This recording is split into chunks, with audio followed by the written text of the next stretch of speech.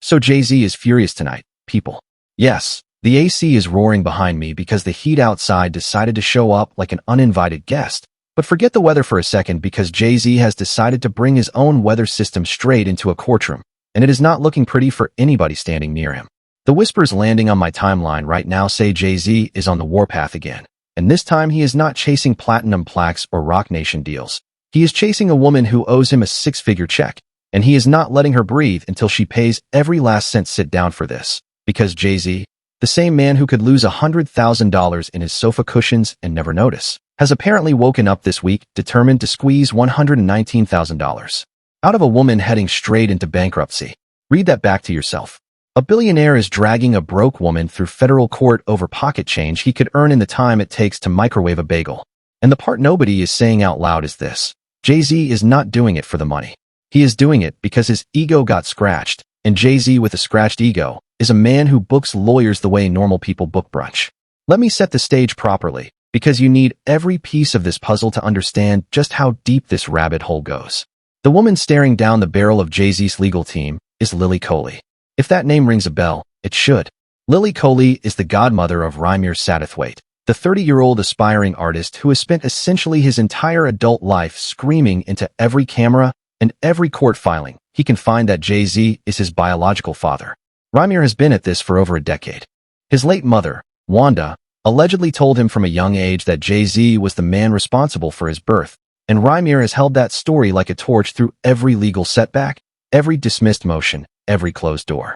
And the one woman standing in his corner through all of it, bankrolling attorneys, filing paperwork, showing up in courtrooms when nobody else would, was his godmother, Lilly Coley. She played bodyguard for a man the industry tried to erase from Jay-Z's biography, and now she is paying the price for that loyalty in a way that should terrify anyone who ever thought about crossing a billionaire in a robe. And listen closely, because this is where the Rymir Satterthwaite story shifts. For a decade, Lilly Coley was the engine of the whole campaign. She made the phone calls when Rymir was too young to hire counsel. She couriered paperwork between jurisdictions.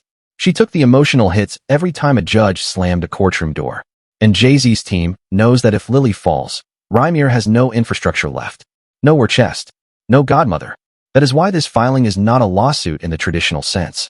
It is a demolition order aimed at the last pillar, holding Rymir Satterthwaite's paternity claim upright.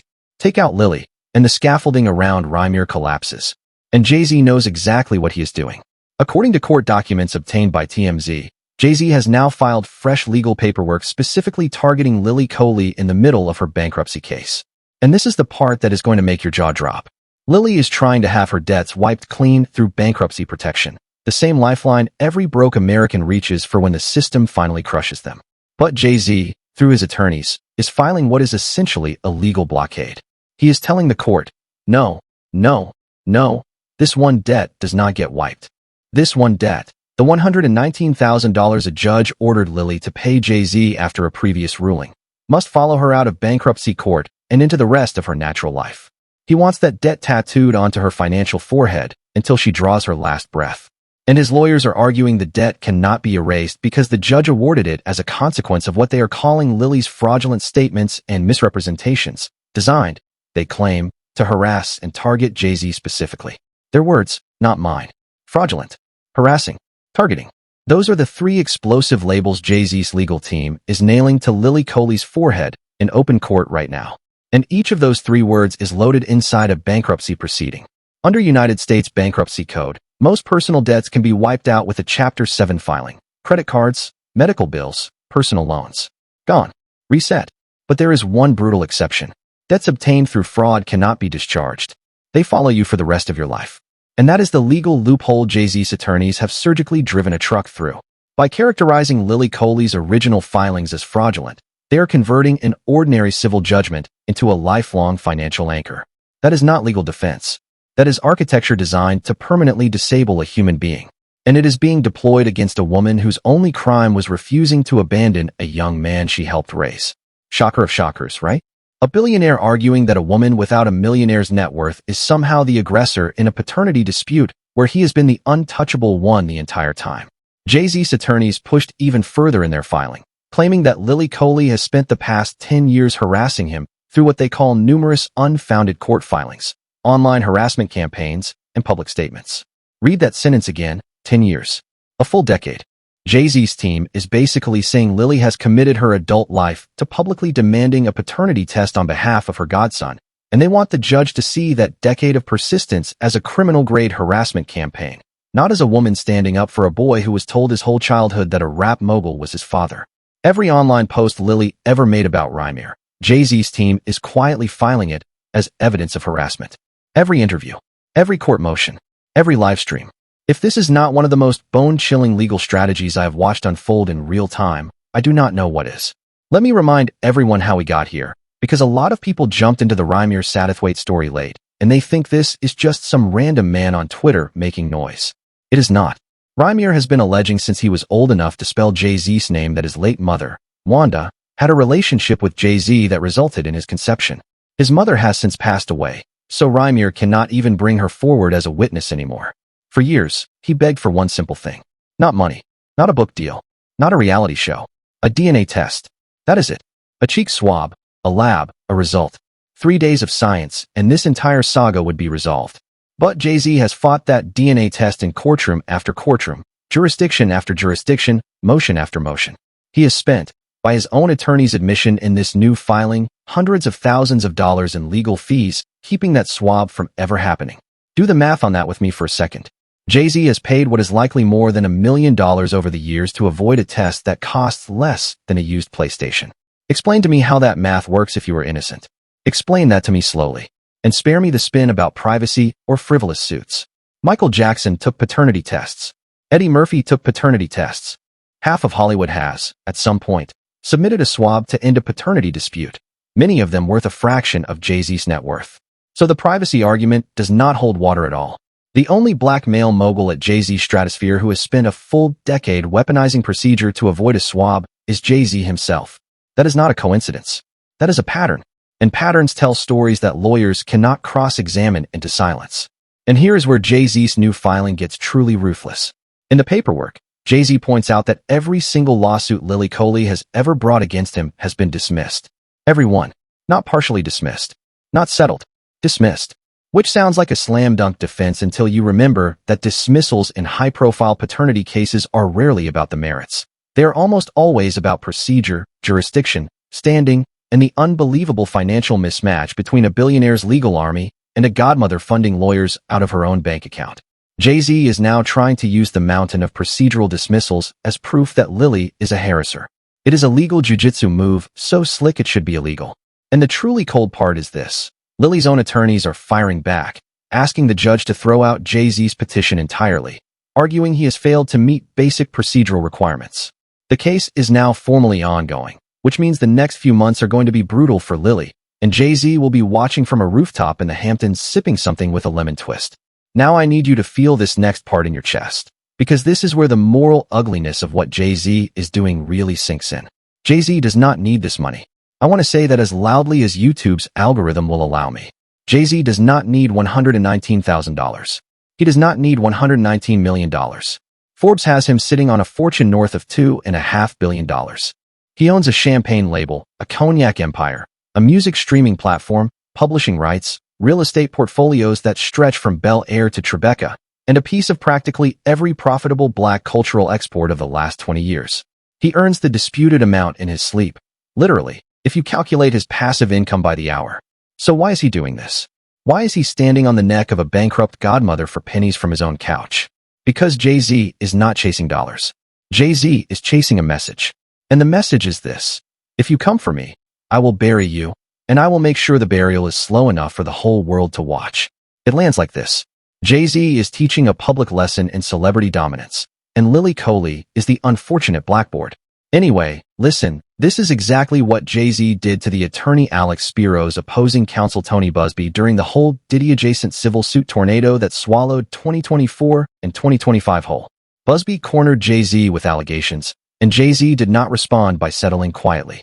Jay-Z responded by filing back, and filing back, and filing back, until Busby was drowning in counterclaims. There are still active civil suits between Jay-Z and Busby crawling through calendars for the next 12 months at minimum. Jay-Z himself basically told the world what he was doing when he sat down with GQ magazine earlier this year and said, without blinking, that everything in his life right now is on the offense. Everything, every move, every filing, every whisper. That is not a man protecting his legacy. That is a man protecting his ego with the resources of a small country. And Lilly Coley just made the mistake of standing in the crosshairs of that ego. Every group chat I am in has been asking the same question tonight. And it is a question that deserves an honest answer. Why does Jay-Z refuse to take the DNA test? Because let us be very clear, a DNA test would end every single one of these lawsuits Jay-Z is now claiming amount to a decade of harassment. If Jay-Z is not Rymir Satterthwaite's father, one swab settles it forever. If Jay-Z is Rymir Satterthwaite's father, then the truth simply comes out, and Jay-Z pays his child support the way any man should. Either way, Lilly Coley would have no reason to file another motion. Not one. Every single lawsuit Jay-Z is now weaponizing against Lilly could have been prevented years ago with a piece of cotton on the inside of his cheek. So the harassment argument does not just fall apart, it inverts. Because it is not Lilly Coley who is manufacturing this 10-year war. It is Jay-Z, by refusing the one act that would end it. And now he wants the courts to punish the woman who kept asking the question he refuses to answer. Let me tell you what happens next for Lilly Coley, and please brace yourselves, because this is the part where the American legal system reveals itself as a rigged casino. Jay-Z has the resources to file motions, appeals, and counter-filings from now until the sun burns out. Lilly does not. Lilly is heading into bankruptcy. Lilly will run out of attorney retainers. Lilly will eventually be forced to represent herself pro se, which in federal court is essentially a death sentence for any case. And Jay-Z knows this. His attorneys know this. Every legal analyst watching this case knows this, which is why the outcome is almost guaranteed. Lilly will lose. Lilly will spend the rest of her working life paying off a debt to a billionaire who does not need the payment. And every paycheck Lilly ever earns from now until retirement will have a little piece skimmed off the top and mailed to Jay-Z's accounting firm. That is not justice. That is a lesson. And it is exactly the lesson Jay-Z wants written into the record for anyone thinking about challenging him next. And do not think for a second that Jay-Z is unaware of the optics. Jay-Z is one of the most media-fluent executives alive. He knows every headline that will hit tomorrow morning. He knows The Breakfast Club will cover this. He knows Angela Yee will react. He knows Charlemagne will call somebody donkey of the day. He knows the podcasters will pile on. And he has calculated, coldly and mathematically, that the reputational hit from crushing Lilly Coley is worth less than the reputational hit of a positive DNA test. In other words, Jay-Z has done the numbers. He would rather look cruel than look wrong. He would rather be called vindictive than be called Rymir Satterthwaite's father in a legal filing. Sit with that for a moment. Because that decision tree tells you exactly which of those two outcomes Jay-Z is actually afraid of. Rymir Satterthwaite has been posting about this filing nonstop since it hit the docket. He is furious. He is heartbroken. He is calling Jay-Z out on every social media platform still willing to host his account, asking the same question I am asking. Why not just take the test? Rymir has said, publicly and repeatedly, that he does not want money from Jay-Z. He does not want a record deal. He does not want an inheritance. He wants a name. He wants the science. He wants to look in the mirror and know for certain who he came from. And Jay-Z, sitting on a fortune that could paternity test every man in North America twice over, refuses to grant that one basic human dignity, which tells you everything you need to know about the story Jay-Z is protecting behind his lawyers. Rymir has posted photographs of himself next to old images of Jay-Z. He has posted side-by-side facial comparisons that even casual observers have called uncanny. He has done live streams pleading, sometimes in tears, sometimes in fury, for one simple laboratory result. He has offered to pay for the test himself. He has offered to travel to any lab in the world Jay-Z chooses. He has offered to have the results sealed and released only to Jay-Z's attorneys. Every possible barrier a reasonable person could imagine, Rymir has offered to demolish. And still, Jay-Z's answer remains no. Not maybe. Not later. Not under specific conditions. No. Full stop. And that no has been echoing across 10 years of courtrooms while Rymir's mother lies in a grave and Rymir's godmother stares down bankruptcy for daring to keep asking the question. Meanwhile, in a plot twist that nobody had on their July bingo card, this Jay-Z story is unfolding on the very same week that Trey Songz walked out of another New York courtroom without a single day in a jail cell. Let that marinate. Because if Jay-Z is the villain of this month's celebrity legal cinematic universe, Trey Songz is the recurring supporting character who keeps sneaking into the plot. Trey Songz, real name Tremaine Neverson, in case anyone forgot the man has a government name, pleaded guilty this week to second-degree harassment, downgraded to a non-criminal violation, for an altercation that unfolded inside a Times Square club. The prosecution says Trey Songz punched a man in the face. Shocker of shockers.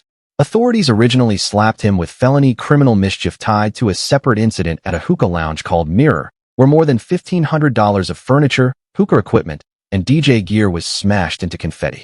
That felony count was quietly dropped.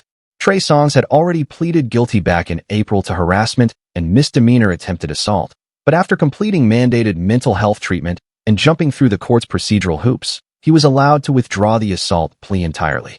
That is a lot of legal Houdini for one man in one calendar year, and Trey Songz has somehow escaped every single trapdoor. And the receipts on Trey Songz do not stop there. Trey Songz has a case file thicker than most rappers' discographies. Trey Songz has been accused, sued, deposed, arrested, and released across so many jurisdictions that some legal journalists have started keeping spreadsheets. Trey Songz has faced accusations from women who did not know each other, in cities they had never both visited, over years that did not overlap, and yet the accusations landed with an almost identical rhythm every single time. Trey Songz has settled quietly. Trey Songz has fought publicly. Trey Songz has denied loudly. And Trey Songz has, somehow, kept enough of his career on life support to keep booking clubs where the next incident is waiting to happen. That is not luck. That is a legal ecosystem specifically engineered to protect a certain tier of male celebrity from the consequences that would obliterate any working-class defendant. The part of the Trey Songz saga that keeps me up at night is not the plea deal. It is the pattern. Because this is a man who cannot walk into a nightclub without leaving with a police report attached to his shoe. Trey Songz is currently also suing the Kansas City Police Department, claiming officers physically assaulted him, wrongfully arrested him, and slapped him in handcuffs for no lawful reason. So Trey Songz is simultaneously the defendant and the plaintiff in violent legal disputes across 2 states, which is not a resume. That is a diagnosis. And I say this with genuine concern, not shade. Trey Songz needs therapy, not group therapy, not celebrity retreat therapy. Real, licensed, court-mandated, weekly therapy. Because Trey Songz is one bad night, one unlucky cell phone camera, one unfortunate CCTV angle away from a life that ends the way Diddy's life ended. In a concrete federal cell with the whole world debating whether he ever really loved his mother. And that comparison is not casual. Diddy is currently sitting in federal custody right now watching everything Trey Songz does with an oddly familiar expression, because Diddy used to be exactly where Trey Songz is standing today, a beloved cultural figure with a violent shadow that the public kept explaining away. Cassie's lawsuit against Diddy already gave us the blueprint for how these stories end. It starts with barroom scuffles and blurry TMZ videos, and it ends with federal indictments and years of sealed subpoenas. Trey Songz needs to look at Diddy's mugshot and see a mirror. Because right now, if you lay Diddy's early legal history next to Trey Songz's current legal history side by side, they look like the same X-ray from 2 different decades. And what makes Diddy's cautionary tale so relevant to this exact news cycle is the fact that Cassie's testimony reshaped what the public is now willing to believe about men in Trey Songz's category. Before Cassie, the public wrote off nightclub incidents as youthful mistakes. After Cassie, the public reads them as the earliest visible symptoms of something much darker underneath. Cassie changed the diagnostic lens. And every accusation Trey Songz now walks past, every plea he negotiates down, every misdemeanor he swaps for a violation, is being watched through that new lens. Trey Songz should feel that shift in his bones. Because a lens like that does not blink. It documents. And documentation, in the age of federal RICO indictments, is the exact material prosecutors build the biggest cases of their careers on. Chris Brown just did the exact same dance across the Atlantic. A few days before Trey Songz sorted his New York plea deal, Chris Brown was in a London courtroom pleading guilty to minor charges connected to a nightclub incident overseas. Different city, same script. These men cannot walk into a club without producing a police report by sunrise. And I am begging someone, a manager, a publicist, a mother, a pastor, a chef, anybody, to sit these men down and explain that nightclubs in 2026 are the worst possible location to commit a violent crime. Every square inch of every venue is on camera.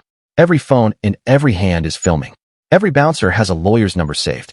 The math of assaulting somebody inside a modern club is mathematically impossible to win. Chris Brown knows this. Trey Songz knows this. Jay-Z, currently swinging a bankruptcy petition at a broke godmother, definitely knows this.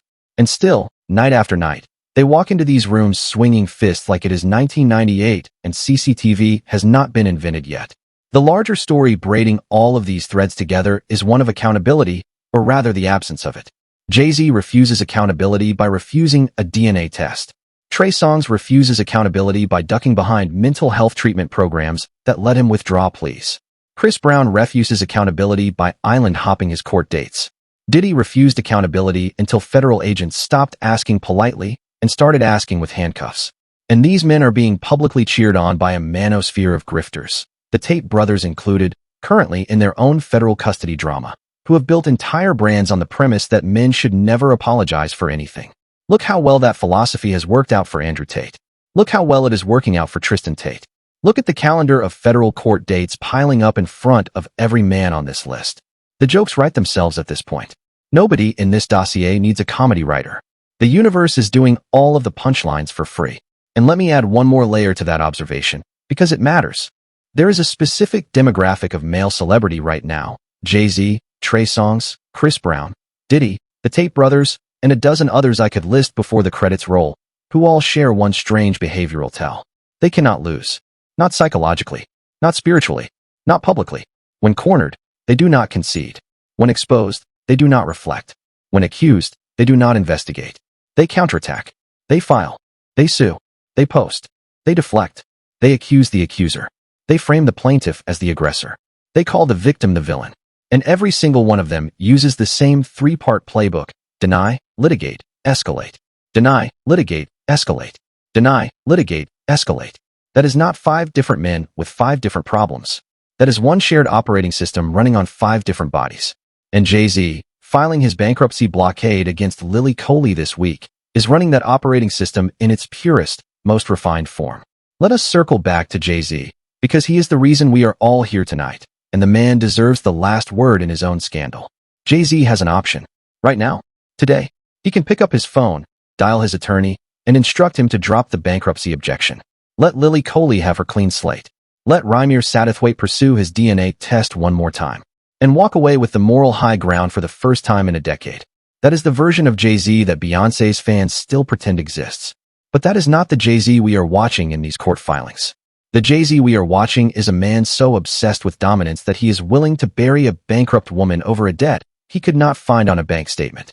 That is not the businessman on the cover of Forbes. That is the Marcy Project's kid who never learned how to lose gracefully because he never lost at all. And every year that goes by, Jay-Z looks less like a mogul and more like a man terrified that if he ever stops swinging, someone will finally land a punch. And the tragedy inside this whole saga is that Jay-Z used to be the culture's example of controlled greatness. Jay-Z used to be the blueprint. Jay-Z used to be the answer to every question about how a black artist could ascend from the projects to the boardroom without losing his center of gravity. Jay-Z built Rocawear. Jay-Z built Roc Nation. Jay-Z built the NFL partnership. Jay-Z built the title deal. Jay-Z built the Armand de Brignac empire. Jay-Z built the Dus Cognac empire. Jay-Z built one of the most airtight celebrity marriages in modern pop history with Beyoncé. And now Jay-Z is spending the back half of his 50s dragging a broke godmother through a bankruptcy court over a debt that would not cover a private jet fuel bill. That is not the arc anyone wrote for Jay-Z. That is a self-inflicted rewrite of a legacy that used to be untouchable. Meanwhile, the DNA test question is not going anywhere. Rymir Satterthwaite is not going anywhere. Lilly Coley may be broke, but she is not silent.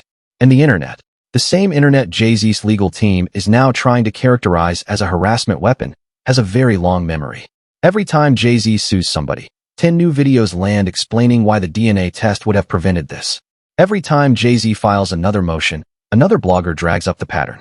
Every time Jay-Z tries to bury Lilly Coley deeper in debt, another wave of viewers walks away thinking, if Jay-Z has nothing to hide, why is he moving like a man with everything to hide? The court of law belongs to the billionaires. The court of public opinion belongs to the streets. And in the second court, Jay-Z is losing badly. And the streets remember things court dockets forget. The streets remember the whispers about Jay-Z that stretch back to the mid-90s. The streets remember the songs about the streets that Jay-Z used to write when the streets still trusted him. The streets remember the moment Jay-Z sat next to a former United States president and looked like he had climbed the last mountain in America. And now the streets are watching Jay-Z climb a very different kind of mountain, one built out of court filings, deposition transcripts, and refusals. And the streets are drawing conclusions in real time. You can hear those conclusions in every comment section. You can hear them in every barbershop debate. You can hear them in every group chat argument. Jay-Z is losing the streets in slow motion, and no amount of legal victory over Lilly Coley is going to reverse that erosion. Now, the part one have been avoiding all night, because it is the ugliest part of the whole picture. The reason Jay-Z is truly angry is not Lilly Coley. It is not Rymir. It is not the money. It is that Jay-Z spent the last decade building a legacy album by album, deal by deal, brand by brand, and he has watched that legacy get slowly stained by a boy in New Jersey demanding a cheek swab. Jay-Z has Blue Ivy. Jay-Z has Rymir. Jay-Z has Sir. Jay-Z has Beyoncé on his arm at every Grammy afterparty. And still, no matter how many magazine covers he books, that one persistent story about a possible unclaimed son follows him into every green room in America. That is what Jay-Z is truly filing motions against. Not Lilly Coley, his own reflection. And this is why Jay-Z's legal strategy is going to keep escalating for the rest of the year. Because he does not just want to win this filing. He wants to make an example so brutal that no future accuser ever tries the same lawyer-funded strategy again. If Jay-Z crushes Lilly Coley publicly enough, financially enough, permanently enough, the next godmother, the next attorney, the next television producer thinking about picking up the Rymir story will pause. And Jay-Z is banking on that pause. He is banking on turning Lilly Coley into a cautionary tale whispered through law offices for the next 20 years. That is the actual play. That is the real reason a billionaire is chasing $119,000 from a broke woman. It is the loudest possible legal signal he can send to anyone who might consider following in Rymir Satterthwaite's footsteps. And for the record, I want to say something about Wanda, because in every version of this story, Wanda gets forgotten. Wanda was Rymir's mother. Wanda is the woman who reportedly first told Rymir about Jay-Z. Wanda is the woman who did not live long enough to see her son fight for the truth she allegedly told him. And Wanda cannot defend herself now. She cannot take the stand. She cannot testify. Every legal move Jay-Z's team makes today gets to happen in a room where the one person who allegedly held the answer is buried in silence. And that silence is exactly what makes this filing feel so hollow when Jay-Z's attorneys frame Lilly Coley as the aggressor. Because Lilly Coley is not just protecting Rymir. Lilly Coley is protecting the last echo of a dead woman's story. And Jay-Z, in filing to make sure that story dies in bankruptcy court, is essentially asking a federal judge to bury Wanda a second time. That is the sentence I never wanted to type tonight, but it is the sentence that describes what is actually happening on that docket. The part of this saga that will haunt me for weeks is knowing that all of this could have been avoided with a swab. One swab, not a lawsuit, not a filing, not a bankruptcy blockade, not a defamation of a godmother, not a 10-year war. One swab. The next time a magazine profiles Jay-Z as the greatest businessman of his generation, I want somebody, somewhere, to interrupt and ask him about the swab. Because a billionaire who cannot spend $20 on a paternity test is not a businessman. He is a man dodging a mirror. And the whole industry knows it. Meanwhile, the Trey Songz timeline keeps ticking. The Chris Brown timeline keeps ticking. The Diddy timeline is frozen in federal custody. The Tate timeline is frozen in Romanian and American custody. The Rymir Satterthwaite timeline is moving faster than any of them because Rymir is not waiting on courts anymore. Rymir is going straight to the public. And the public, powered by the very group chats and comment sections that Jay-Z's attorneys are calling harassment campaigns, is starting to answer Rymir in ways no court ever will. If you doubt it, look at the comment section under this video before you leave it. Look at what people are typing right now, in real time, about a man with a fortune the size of Rhode Island who is afraid of one lab result. That is not harassment. That is the sound of the culture waking up. So where does this leave Lilly Coley tonight? Broke, cornered, about to be bankrupted twice, once by the debt itself, and again by the impossibility of ever escaping it. She has two options. Option 1. She keeps fighting in court until her last attorney walks. Option 2. She launches a GoFundMe and lets the internet keep her legal war chest alive. If I were a betting woman, I would put my money on option 2, because the same online audience Jay-Z's team is trying to criminalize would probably raise $1 million for Lilly Coley in a single weekend. Watch that space. Because if that fundraiser opens, Jay-Z's legal strategy loses its knees overnight. The moment Lilly Coley becomes viral, she stops being a defendant and starts being a folk hero. And Jay-Z, of all people, should know that folk heroes always outlast billionaires. Before I let you go, I need to zoom out for one final thought. There is a reason Jay-Z, Trey Songz, Chris Brown, Diddy, and the Tate brothers are all trending simultaneously in the same news cycle. It is because the era of untouchable men in celebrity culture is ending, and every man on that list can feel it. Jay-Z can feel it in every filing. Trey Songz can feel it in every plea. Chris Brown can feel it in every courtroom overseas. Diddy can feel it in every federal breakfast tray. The Tates can feel it in every extradition motion. The old shield, money, fame, publicists, lawyers, denial, does not work the way it used to. The internet moves faster than the shield can. And every man on that list is scrambling to build a new shield before the old one collapses entirely. Jay-Z's shield right now is called Lilly Coley. He is trying to make an example of her before somebody makes an example of him. That is what this whole filing is really about. It is not about $119,000. It is about buying 5 more years of silence before the DNA question walks back into the news cycle with actual scientific evidence attached to it. And when that day comes, and it is coming, whether Jay-Z likes it or not, every single person who watched Jay-Z crush Lilly Coley is going to remember exactly how that felt. Every comment thread, every subreddit, every group chat, every TikTok stitch, all of it will be waiting on the other side of that DNA envelope, and Jay-Z will not be able to sue his way out of that verdict. So my honest advice to Jay-Z tonight, from one culture watcher to a man who probably has an intern reading every video posted about him: take the test. Take the test. Take the test. Take the test. Save yourself the last shred of legacy you still have. Because the version of Jay-Z that Beyoncé fell in love with would have taken the test 20 years ago. And the version of Jay-Z you are becoming today is going to lose a lot more than $119,000 if you keep dodging science. Alright, my beautiful people, that is where we land tonight. Drop your verdict in the comment thread below because I want to read every single one before I close my laptop. Do you think Jay-Z is going to bury Lilly Coley the way his attorneys are promising? Or is Lilly about to become the folk hero of the year the moment somebody opens a fundraiser for her legal fees? Do you think Rymir Satterthwaite will finally get the DNA test everyone has been begging for? Or will Jay-Z spend another decade filing motions to bury the answer?